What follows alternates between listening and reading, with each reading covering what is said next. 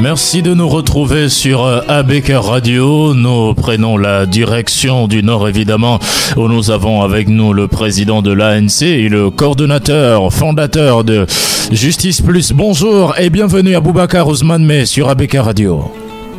Merci, monsieur Ngatia. Bonjour. Comment vous allez? Ça va, Dieu merci, ça va. Il n'y a pas de souci. Alors, Justice Plus travaille actuellement, évidemment, pour le retour des restes du président Amadou Ahidjo. Alors, pourquoi est-ce que ce projet dérange? Et c'est quoi l'intérêt de faire revenir les restes de l'ancien président de la République au Cameroun? Merci de poser la question, parce que c'est un événement assez spécial. Parler d'Ahidjo, à chaque fois, c'est perturbant pour les uns, mais quand même, il faut voir la réalité des choses. Ce fut le premier président. Il a fait ce qu'il pouvait. Aujourd'hui, il se retrouve donc, comme vous le savez, il se retrouve à Dakar, à Yob. Et cela semble ne pas perturber, n'est-ce pas, l'esprit, n'est-ce pas, de nos gouvernants. Et ça, c'est un problème. En Afrique, il y a quand même le respect des morts. Nous avons cette culture, cette éducation-là qui nous suit, qui nous colle à la peau. Nous, de notre côté, nous ne voulons pas être spéciaux, mais nous voulons juste être nous-mêmes, quoi. C'est-à-dire que respecter, comme on dit, la mémoire des morts. Alors, au niveau donc politique, probablement, il y a des choses qui sont, n'est-ce pas, sous-jacentes et bon, on va faire ce qu'on peut. De toute façon, c'était notre président. Alors, pour le 30e anniversaire, évidemment, du décès d'Amadou Ahidjo, vous voulez que ces restes reviennent au Cameroun. Est-ce que c'est une initiative aisée? Vous-même, vous savez que c'est une initiative, d'ailleurs, qui crée beaucoup de remous dans la République. Qu'est-ce qui fâche et pourquoi est-ce que certains n'ont pas intérêt à ce que les restes d'Amadou Ahidjo arrivent au Cameroun? Justement, c'est assez difficile à comprendre, à interpréter. Vous avez d'un côté les gouvernants, le président qui est là, M. Biya, qui a bénéficié, n'est-ce pas, de la prise du pouvoir le 6 novembre 82. C'est le président Ahidjo qui le lui transmet. Et bien que ce soit de façon institutionnelle, c'est quand même le président Ahidjo qui était là juste avant qu'il ne parte. Il a été Premier ministre et il le lui a remis tel que le dit la Constitution. Ça, c'est d'un. Et puis vous voyez, de deux, vous avez à peu près le côté même familial, le côté relationnel, n'est-ce pas, hors pour que des amis. Et c'est inexplicable que les gens ne se soucient pas de cela. Parce que d'un côté ou de l'autre, le président Ahidjo, comme je l'ai dit tantôt, reste un humain. Si il leur a manqué peut-être un respect quelque part, mais déjà mort, on doit lui pardonner tout ce qu'il a eu à faire comme, je sais pas, mauvaise passe par exemple. Mais cela a continué, il est décédé, ça fait 30 ans. Nous sommes dans la 31e année, puisque 89-2020, ça fait quand même 21 ans, 31 ans, excusez-moi. Et il a transmis le pouvoir à M. Biya depuis 82. On est à 38 ans. Si vous ne pouvez pas pardonner ou tolérer certains égards, avoir certains égards après 38 ans, je peux dire quand même qu'il y a du souci. Sauf que nous ne sommes pas tous pareils. Il y a des compatriotes. Il y a des gens qui pensent que c'est pas normal.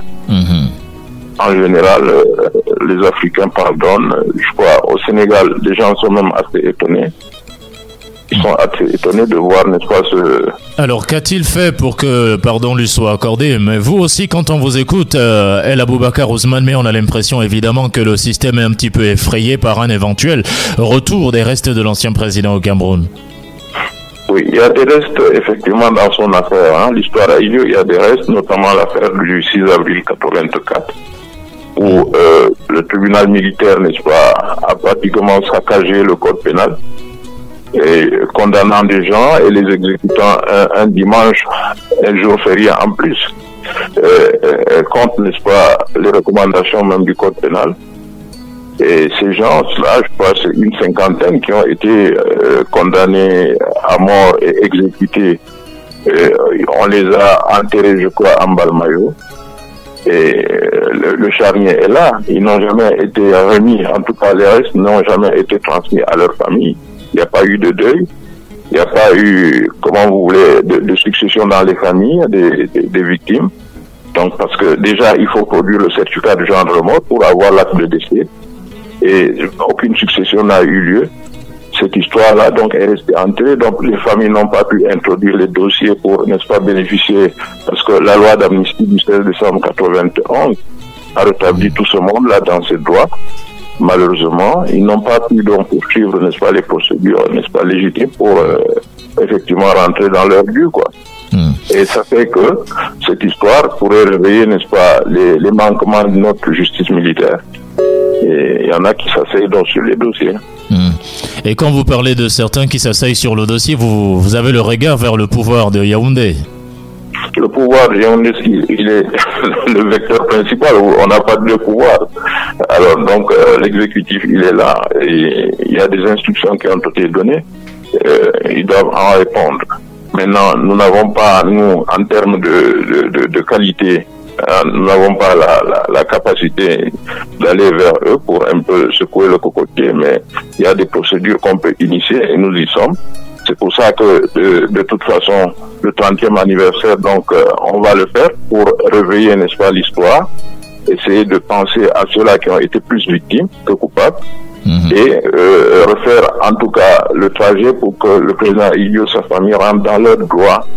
Tout ce qui est attaché à cette affaire devrait rentrer dans ses droits, parce que s'il faut appliquer, n'est-ce pas, les éléments comment dire, de la loi d'amnistie de 91, rien n'a été fait. Et même dans le cadre, n'est-ce pas, simplement de la reconnaissance de ce que le monsieur a accompli comme tâche, il va falloir donc faire quelque chose. Heureusement, il y a des compatriotes qui sont très très galvanisés pour cela. Et nous allons donc essayer de le faire, quoi. Et quelles sont les relations que vous avez aujourd'hui avec les enfants de l'ancien président camerounais et de son épouse aujourd'hui qui vit à Dakar? Malheureusement, les 5 doigts ne sont pas pareils, les 5 doigts de la main. Vous avez 2 qui sont au Cameroun, l'aîné, M. Mohamed Aïdjo, qui est donc ambassadeur itinérant. Il est là, et en même temps, je crois que c'est là au niveau d'un hôtel de la place. Et vous avez la fille qui est PCA du palais de congrès. La curiosité, c'est que l'interrogation d'ailleurs qu'il devrait se poser, c'est que mais qui a bâti ces deux immeubles? C'est leur père. Mais leur père, il est où? Il est à Dakar. Il a été condamné le 28 février 1984 et par fusillade, condamné à mort par fusillade à la place publique. Alors, aujourd'hui, vous êtes assis là sur la table avec des gens qui ont condamné votre père à mort par fusillade à la place publique. Eh bien, c'est quand même, on se pose des questions. En même temps, vous avez 2 autres qui sont à Dakar, qui sont aux côtés de leur mère. Et ça fait que quand même, on ne peut pas accepter ça. Nous autres qui pensons que le président Aïdjo mérite mieux que ce qu'on lui a fait, nous ne pouvons pas comprendre que ses propres enfants se comportent de la sorte. Vous avez des gens, par exemple, avec qui j'échange, et à chaque fois ils me disent, mais qu'est-ce que les enfants me disent, parce que c'est eux qui sont prioritaires. Et je dis non, à chaque fois je leur dis non, le président Aïdjo nous appartient à tous. Heureusement, je peux dire Dieu merci, vous avez au niveau de Douala, il y a vraiment un appareil qui est en train de se mettre en place pour cet anniversaire-là avec Sambaka. Vous avez c'est le Saint-Yamen qui nous a rejoint dans le combat. Vous avez Habiba Issa du PC qui est là. Et en même temps, on a du monde à l'extérieur. Alain Pagou qui est par exemple à Stockholm en Suède. C'est un élément très déterminant avec Yaya Konaté. Donc voilà, on a du monde. Il est clair que Amadou Aïdjo avait dépassé l'aspect régional. C'était le président évidemment, mais dans cette liste que vous citez, qui sont les représentants de l'organisation de cet anniversaire, on n'a pas les enfants d'Amadou Aïdjo. Évidemment, on n'a pas de nordistes dans cette liste. Pourtant, Amadou Aïdjo était bien du nord. Ben, nordiste, je suis quand même pas de l'Est. Je suis bien du nord. Yaya Konaté, c'est lui qui s'occupe de l'Union européenne, il est effectivement de la Damawa. Vous avez Habiba Issa qui est de Mayolo, vous connaissez bien Mayolo, c'est la ville fétiche du président Aïdjo. Habiba est de Mayolo. Alors vous avez un tas de gens. Bon, en fait, ce qu'on fait, c'est quoi? Nous avons un comité international qui va, n'est-ce pas, superviser les coordinations au niveau international. vous avez un comité, une coordination nationale qui va être dirigée par Sambaka et assisté d'Habiba comme personnalité influente là-dedans. Alors, Mohamedou Aboubakar, qu'est-ce qui leur confère la légitimité ou la paternité de travailler sur un événement pareil, qui est un événement hyper grandiose? L'État devrait logiquement travailler sur cet événement, les 30 ans, l'anniversaire du décès de Mahamadou Ahidjo, l'ancien président camerounais. Qu'est-ce qui vous confère à vous la légitimité, évidemment, de travailler sur cet événement, étant donné que les enfants, vous-même vous l'avez dit, ont tourné le dos à leur père? C'est une question de patriotisme. Quand vous lisez les textes de notre statut, on parle de bonne gouvernance et beaucoup d'autres choses, mais en fait, cette affaire est une affaire de patriotisme. Les appareils politiques ont été défaillants parce que on pensait à l'époque du fait du rattachement géographique de l'UNDP avec Ahidjo, nous avions pensé, et ça a été fait d'ailleurs en début de démocratie en 91-12, ça a beaucoup bavardé là-dessus, Ahidjo, mais après, ils ont remis le dossier dans le tiroir. Bon, alors, qu'est-ce qu'on devait faire? On ne pouvait que créer une autre voie.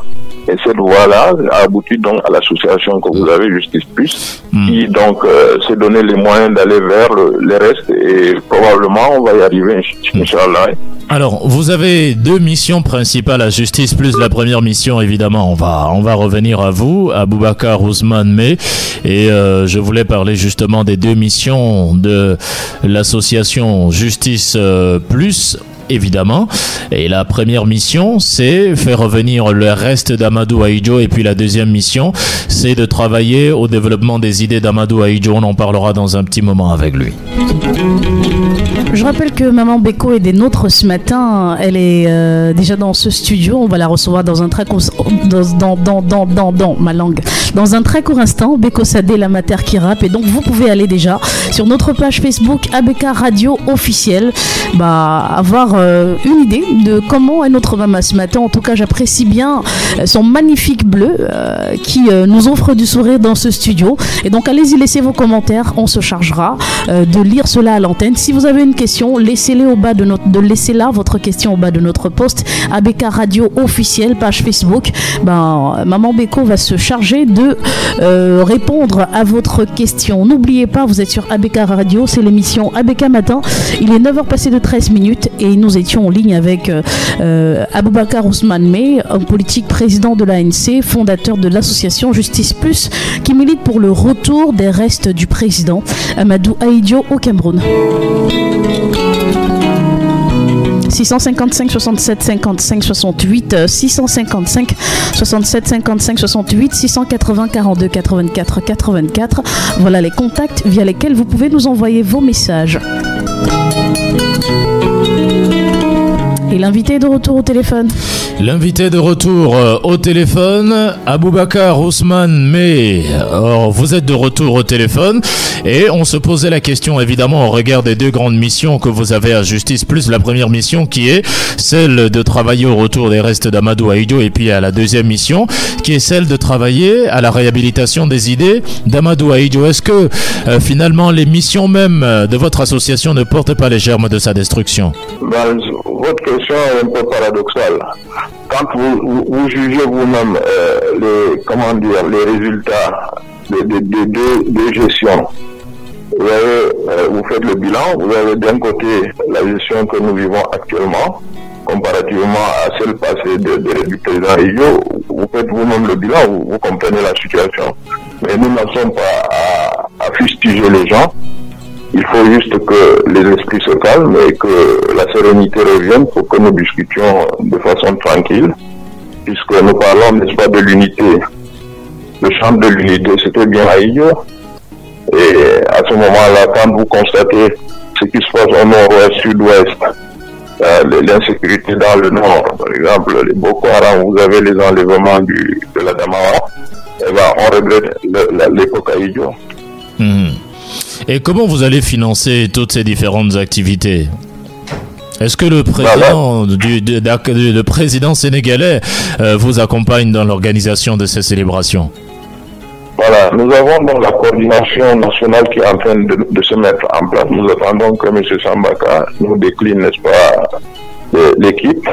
Et puis il y aura les coordinations régionales, les dirigeants auront, n'est-ce pas, des coordinations des antennes. Et à partir de là, nous nous retrouverons pour voir comment ça va se faire. Mais au niveau de Dakar, il y a un colloque qui est prévu. Et ce colloque-là nous permettra de déterrer, n'est-ce pas, l'histoire AIO, en invitant par exemple le président Diouf qui l'a enterré et qui l'a gardé sa famille également. Nous allons inviter le président Ouatt, parce qu'il avait également sur la famille AIO et les restes d'AIO jusqu'à son départ, et impliqué donc éventuellement la famille Macky Sall. Puis il y a M. Gowon, le président Gowon du Nigeria, qui a été donc le centre des accords de 75 à Maroua, les accords de Bakassi. Tout ce monde, j'ai déjà rencontré le président Goukouni de Niamey, qui est un contemporain d'AIO. Lui, il m'a donné son accord de principe d'être là à Dakar, le moment venu. Donc tout ce monde-là sera réuni autour donc, de l'histoire AIO, pour que nous puissions rendre quand même hommage à madame, qui a tout fait pour garder la dignité quoi, de cette famille déjà, puis du Cameroun. Donc c'est quelque chose qui interpelle tout le monde. Nous allons demander forcément des contributions. Vous savez, les associations n'ont pas de rente.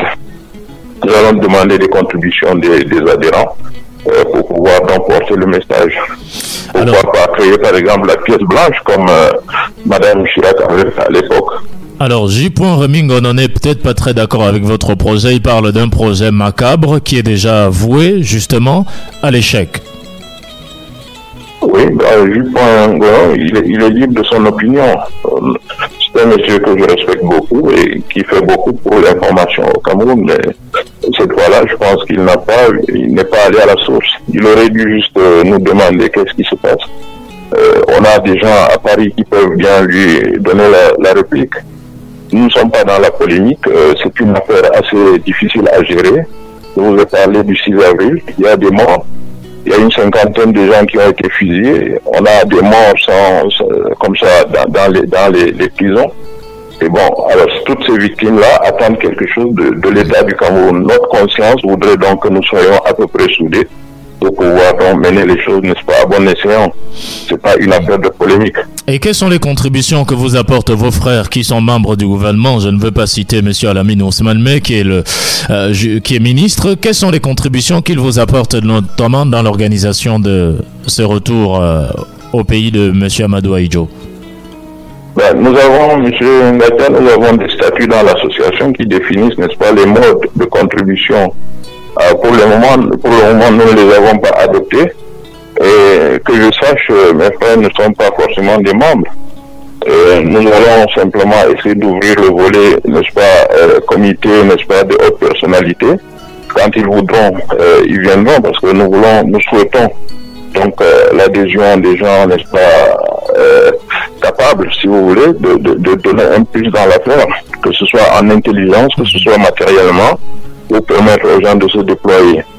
Alors, moi, ce qui m'intéresse beaucoup, c'est de pouvoir rencontrer encore à nouveau le cardinal Toumi, qui m'avait donné, n'est-ce pas, sa bénédiction quand on s'était quitté la dernière fois, et essayer de les désigner avec peut-être, si vous voulez, un imam de la place, que ce soit un Douala, comme médiateur dans le cadre de l'association que nous allons conduire, et pour qu'il puisse, n'est-ce pas, nouer langue avec les deux camps.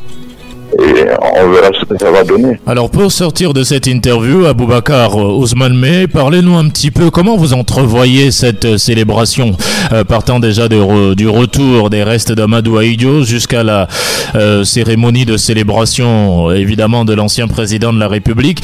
Qu'est-ce qui va se passer? Comment vous entrevoyez cela? Est-ce que la pierre tombale au Sénégal va être détruite, ses restes retirés, il va être transporté ici au Cameroun? Est-ce qu'on lui a déjà trouvé un endroit? Enfin, comment ça va se passer? Vous voyez ça comment? Déjà, nous voulons que l'histoire du président Ahidjo soit à peu près rétablie en termes de justice. Que nous le dépouillons, n'est-ce pas, de cette classe que lui ont fait porter beaucoup de détracteurs. Et au niveau donc du Sénégal, avec le comité qui sera là-bas, nous allons remercier, si vous voulez, le peuple sénégalais et les dirigeants sénégalais pour tout ce qu'ils ont fait pour le Cameroun. C'était pas pour Ahidjo, ils ont fait ça pour tout le Cameroun. Et apporter notre soutien à Madame Ahidjo qui a été très, très, très endurante Et j'ai pas vu des officiels aller vers elle, lui présenter peut-être, je veux dire, le soutien de quoi que ce soit. Par contre, pour ce qui est de sépulcre, Ahidjo avait déjà indiqué où il souhaitait être enterré. Et cela se passera forcément à Garoua, dans son lieu de naissance d'ailleurs, hein, qui est Nassarao. Son quartier de naissance s'appelle Onchouga. Je suis allé au caveau familial où j'ai donc visité, n'est-ce pas, le lieu même où il souhaitait être enterré. Il a indiqué à des témoins qui m'ont rapporté l'affaire et conduit sur le lieu. Donc, en même temps, il a souhaité être ramené au Cameroun par lettre, par courrier qu'il a adressé au président de l'époque, Senghor, parce que le courrier, il le rédige en 85, du temps où il était encore, si vous voulez, en forme. Et le courrier sous pli fermé a été remis au président sénégalais de l'époque, donc 89, 3 novembre, qui était Abdou Diouf. Donc, quand Abdou Diouf parcourt le courrier, il découvre donc les volontés d'Ahidjo, dont parmi lesquelles celle de rentrer au Cameroun après son décès. Or, il avait déjà indiqué où il souhaitait être enterré, c'est cette dernière volonté qu'on souhaiterait donc concrétiser, du vivant même de Madame Ahidjo. Parce que cela nous paraît juste que ça soit ainsi. Madame Ahidjo n'a jamais été condamnée, mais elle est liée à ce courrier, parce que là-dedans, il disait, et il souhaiterait que son épouse accompagne dans ses restes. Alors vous comprenez que c'est une affaire assez délicate. On n'a pas besoin de polémique telle que vous le disiez par rapport à J.Rémy Ngono. Et la dernière question, comment vit aujourd'hui Madame Ahidjo, qui est toujours à la charge de la présidence sénégalaise? Oui, Madame Ahidjo est toujours sous la responsabilité de l'État du Sénégal. Quel que soit le président qui passe, en tout cas il se passe le mot et tout le monde veille sur la famille. De toute façon, les Sénégalais font ce qu'il faut. On n'aurait pas au Cameroun fait mieux que ça, de toute façon. Alors, maintenant, comment elle vit, je crois que c'est elle seule qui peut vous le dire, mais je l'ai trouvée très souvent assez rayonnante quand même pour son âge.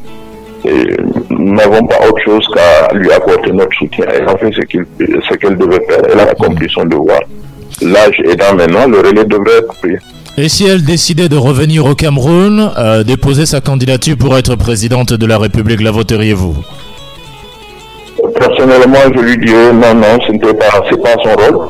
Nous sommes déjà là, nous ferons ce qu'il faut. Mais si elle insiste... elle a droit à un repos maintenant. Elle le sait, ça ne lui traversera jamais l'esprit.